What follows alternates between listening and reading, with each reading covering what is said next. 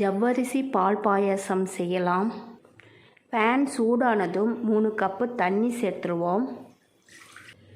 தண்ணி கொதிக்கிற வரைக்கும் தண்ணி நல்லா கொதி வந்துடுச்சு. அரை மணி நேரத்துக்கு முன்னால் கழுவி ஊற வச்சுருக்கிற ஜவ்வரிசி 1 கப்பு,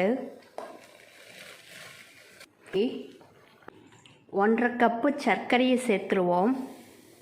காய்ச்சி ஆற வச்சிருக்கிற பால் 2 கப்பு. பால் சேர்த்துட்டு 2 நிமிஷத்துக்கு நல்லா குக் பண்ணிடலாம். அரை டீஸ்பூன் ஏலக்காய் தூள் சேர்த்துட்டு நல்லா கலந்து விட்டுடலாம்.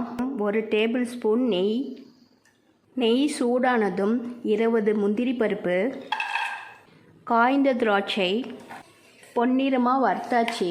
பாயாசத்தில் கொட்டிடலாம். ஜவ்வரிசி பால் பாயாசம் ரெடி ஆயிடுச்சு. இது போல் ட்ரை பண்ணி பாருங்கள். தேங்க்யூ.